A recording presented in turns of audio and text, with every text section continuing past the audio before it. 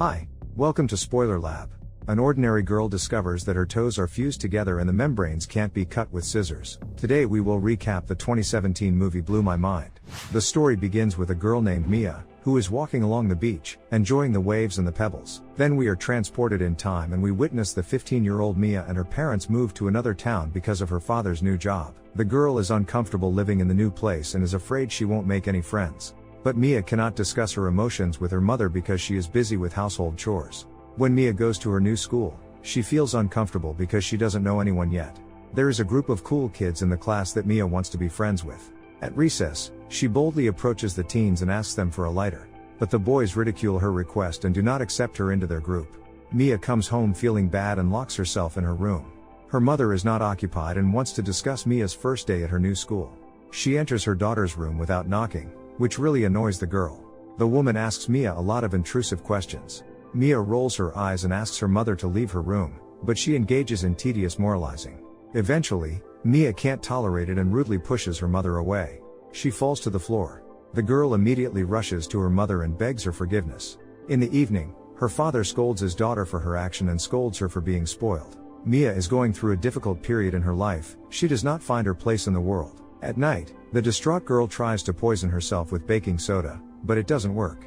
Feeling remorseful, she enters her mother's room and lies down next to her.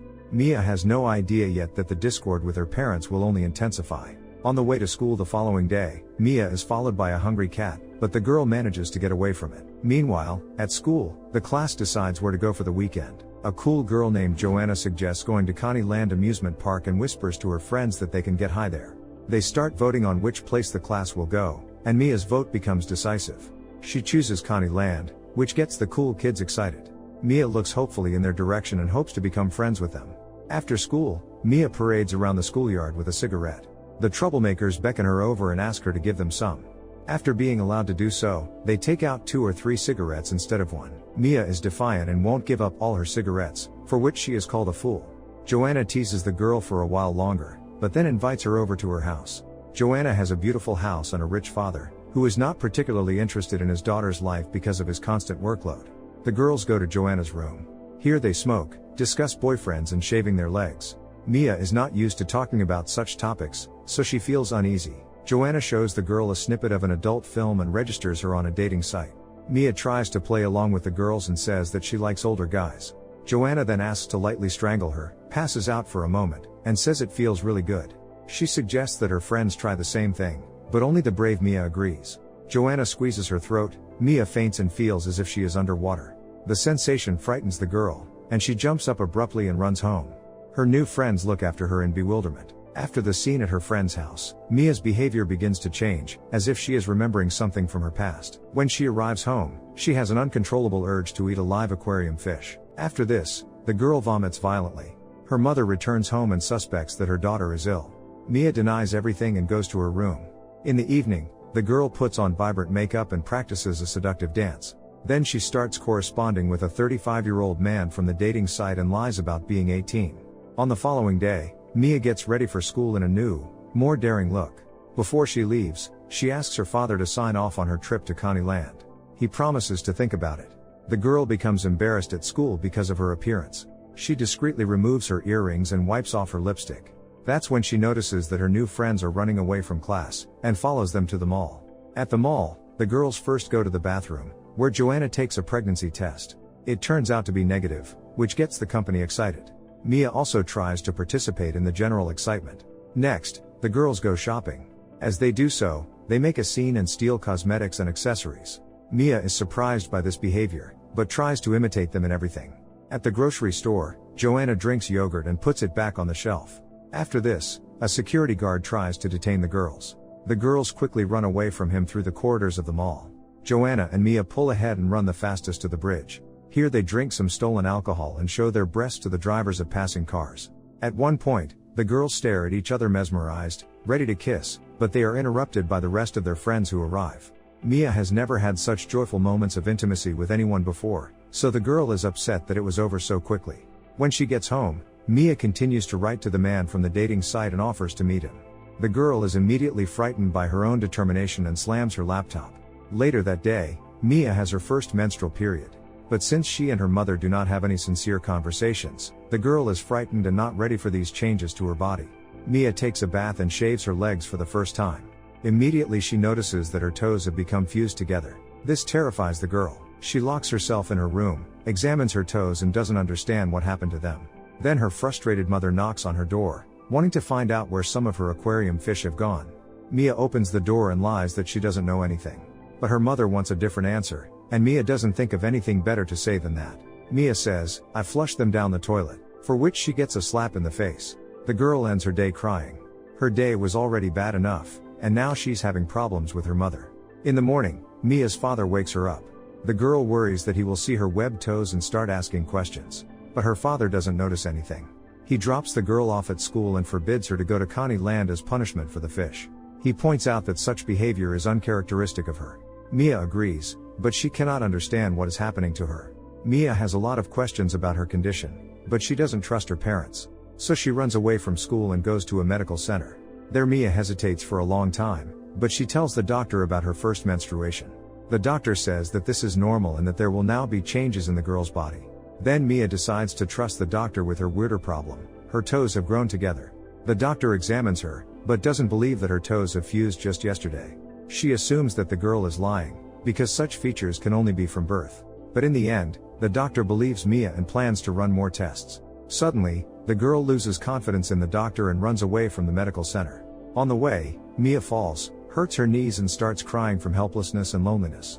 The girl really has no one to confide in, because her parents only care about her good behavior. Her new friends make fun of her, and the doctors don't believe what she says. But soon Mia pulls herself together and goes home. Sitting in the living room, the girl pulls out family albums to find out if any of her relatives suffered from the same condition. Suddenly, Mia notices that the albums don't contain any pictures of her mother pregnant with her. The girl goes to her mother and asks about this, and clarifies why she does not look like her parents. The mother evades her questions, reminding her daughter that she needs to do her homework. After this, the girl shuts herself off even more. Strange new bruises appear on Mia's legs, which she hides behind high socks. Sitting in her room, the girl watches an adult film and offers the man from the dating site to have fun with her. Mia thinks it will help her take her mind off her depressing thoughts and become cooler in the eyes of her friends. On the following day, the girl informs Joanna and the others that she is going to have fun with a 35-year-old man today. Her friends are excited by this news and cheer Mia on.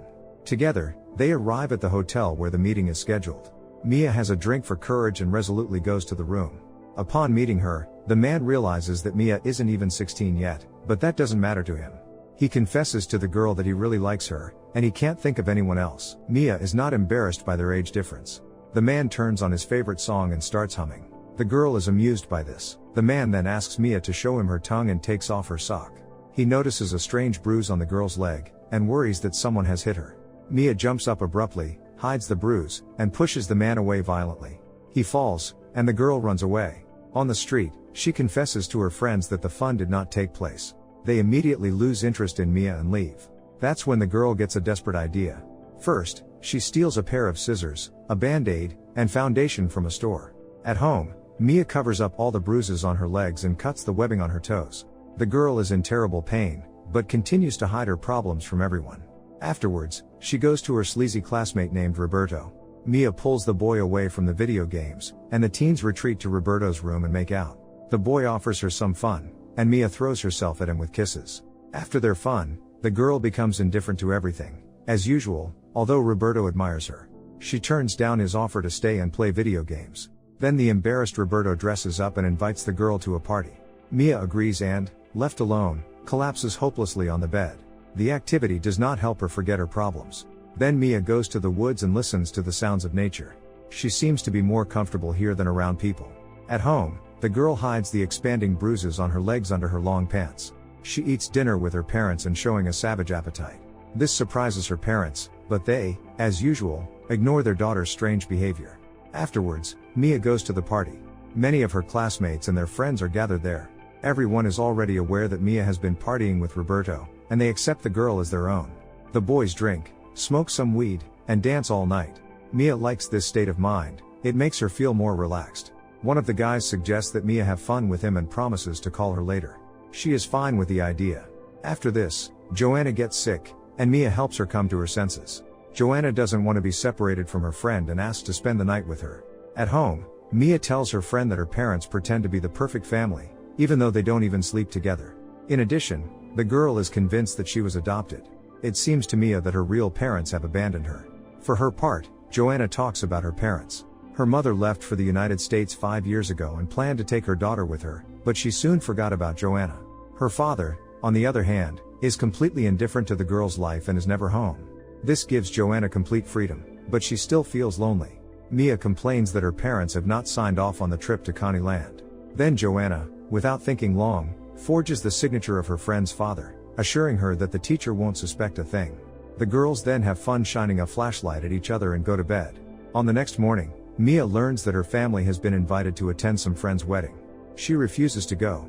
She is spared from an awkward conversation by Joanna, who wakes up. Her friend chats nicely with Mia's parents, trying to charm them. The whole class takes a trip to Coneyland over the weekend. The teacher doesn't notice that Mia's father's signature is fake, so the girl gets on the bus along with everyone else. Her mother keeps calling her, but the girl doesn't pick up the phone. Meanwhile, Joanna suggests that her friends take fun candy to relax in Coneyland as best they can. The girls dilute the dope in juice, and Mia takes the biggest dose. Once they arrive at their destination, the friends aren't having much fun. They wander around like crazy and ask each other monotonous questions. Mia, stoned, notices Roberto and suggests that they have fun again. For this, the young people retreat to a storage room. While they are at it, Mia interrupts the boy at the most inappropriate moment because she feels sick. Roberto notices the many bruises on her legs, curses at the girl and leaves. Upset and lost, Mia goes to the bathroom to recover. Examining her body, the girl notices that her belly button is missing and that her legs have turned into a bluish mess. The girl faints and imagines herself in water, where she can relax. Soon Mia is found by her friends. They notice the bruises on the girl's legs and try to clean her up. In the evening, the class gets on the bus and heads home. All the teenagers are asleep after a fun day, and Mia is the only one who is terrified about her situation. Her problems are growing, and her cell phone screen shows 28 missed calls from her mother, which does not add to her optimism. As she pulls up to the house, she takes her time climbing the steps and then tries to sneak into the apartment unnoticed. But her parents are already waiting for Mia in the living room. They are in the mood for a serious conversation. Her father is questioning how Mia dares to go to Coneyland without their permission. The girl tries to justify herself. However, the parents demand that their daughter follow their rules, and they do not understand what is happening to her. But after such an aggressive start to the conversation, Mia certainly does not want to share her problems with them. Then her parents decide to send the girl to a therapist. Mia takes this news as a sentence and goes to her room. Here, for some reason, the girl feels the need to undress naked and sleep on the floor.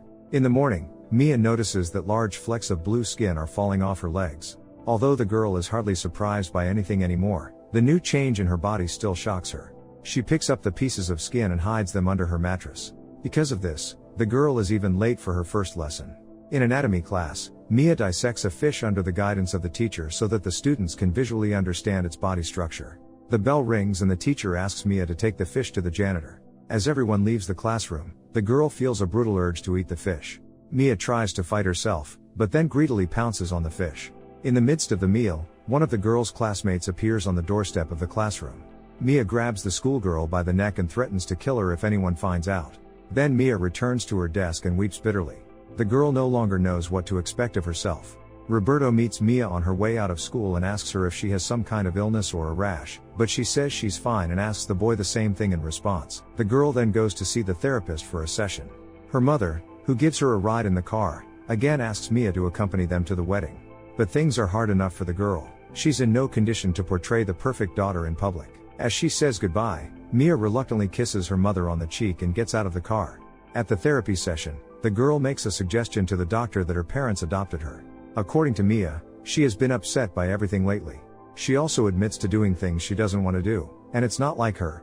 The therapist assures Mia that she is not alone, but the girl only laughs nervously, saying that she is not normal, and her real parents must have been the same. In anger, Mia almost tells the doctor about her real problems, but she immediately recovers and leaves. At home, Mia and Joanna search for documents proving that Mia was adopted. In one of the boxes, Joanna finds a document with everything written in French. The girls assume that these are the adoption papers. At the most inappropriate moment, her mother arrives, scolds the girls, and chases Joanna away. But she tries to support Mia anyway. Mia's mother gets mad at the girl and hides all the papers. Sometimes even she can't believe that Mia is her daughter. The girl leaves the room in tears. She never manages to find out the truth about her true origins. At night, Mia sleeps naked on the floor again. She has no idea yet that soon she won't need her clothes at all. The following morning, her parents are going to the wedding they've been talking about for a long time. They finally realize that Mia won't be going with them, so they leave the girl their hotel phone number without too many questions and leave. Mia is surprised by her parents' sudden understanding and even feels that she will miss them. Left alone, the girl stares at the aquarium with the new fish for a long time, and then swoops in and eats each one with gusto. Later, she receives an invitation to a party at the lake. Before going out, Mia takes her mother's sedative pills and washes them down with vodka. As a result, the girl arrives at the party in a stupefied state. At the lake, Mia meets Joanna and the other boys.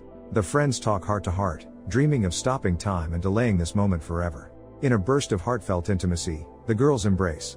The touching moment is interrupted by one of the boys. He invites the girls to his party the next day. The girls eagerly agree. Everybody gets drunk that evening, as usual, with Mia drinking the most to drown out her depression.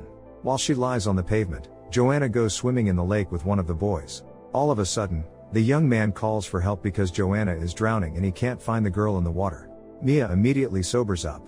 Without further thought, she rushes into the water, finds her friend in the total darkness, and pulls her to shore. Here Joanna comes to her senses and thanks Mia sincerely, but the girl rushes home quickly because she senses a new change in her body.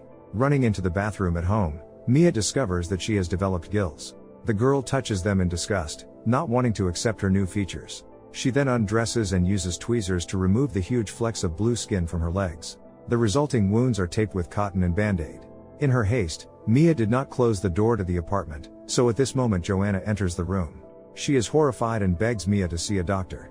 Mia adamantly refuses to be treated, and Joanna vomits from what she sees. Mia hysterically yells at her friend to leave and throws a bottle at her. The girl then cries and hits her legs in a fit of helplessness and self-loathing. Now the girl becomes even lonelier. On the following evening, Mia is going to another party. She dresses up, puts on flamboyant makeup, and drinks vodka for courage. When she arrives at the party, Mia wanders around the rooms like she's in a fog. She pays no attention to Joanna, and just gets drunk and dances until she drops. Some guys gather around, looking at Mia like she is prey. One of the guys approaches her. The young men kiss, and the guy rubs a pill into Mia's gums.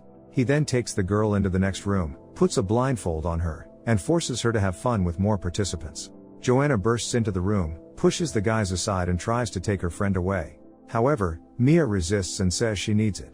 Joanna insists that Mia needs to see a doctor right away because she has a serious problem with her legs. The boys hear this and forcibly remove Mia's clothes to look at her legs. What they see reminds them of gangrene. Suppressing an attack of vomiting, the guys ask if it is contagious. The other guests who came to the party also come running into the room to look at Mia's feet. The girl screams that it's contagious, gets dressed and runs away. After her humiliation, Mia doesn't want to see anyone else and hates herself. At home, she undresses, drinks a sedative with vodka, and starts crying. The whole time Mia is trying to call Joanna, but the girl rejects the calls. A webbing appears between Mia's legs, interfering with her ability to walk. Constantly sobbing, the girl can barely move around the house on her unruly legs. In the kitchen, the girl tries to hurt herself but loses consciousness. Waking up the next morning, the girl discovers she has a huge tail instead of legs. She is hysterical and struggles to get to the bathroom. In the water, Mia is immediately relieved and gradually comes to terms with her transformation into a mermaid. Now at least it becomes clear what exactly is wrong with her. After causing a flood in the apartment, the girl swims through the rooms and says goodbye to her past life. She soon decides to call Joanna. She quickly arrives and helps her friend move into the car without too many questions. The girls arrive at the sea. Joanna sits Mia down in the back of the pickup truck and gives her the phone to call her mother. Mia realizes that she will never see her parents again. And they won't even know what happened to her. As she talks to her mother, the girl remembers fun moments from their lives and tells her parents for the first time in a long time. Mia and Joanna sitting in the back of the car. Mia says to her mom on the phone, "I miss you both." Mia promises her mother that they will definitely see each other, though she realizes that they will not. Joanna helps Mia get to the seashore. There the girls hug each other and say goodbye. They thank each other for everything, and Mia says she is no longer afraid of anything. She crawls to the water and dives in. Here Mia is genuinely free from anxiety. The girl gains freedom and understanding of herself. Would you like to turn into a mermaid? Leave your thoughts in the comments below, and if you liked the video please like and subscribe for more movie recaps. See you next time.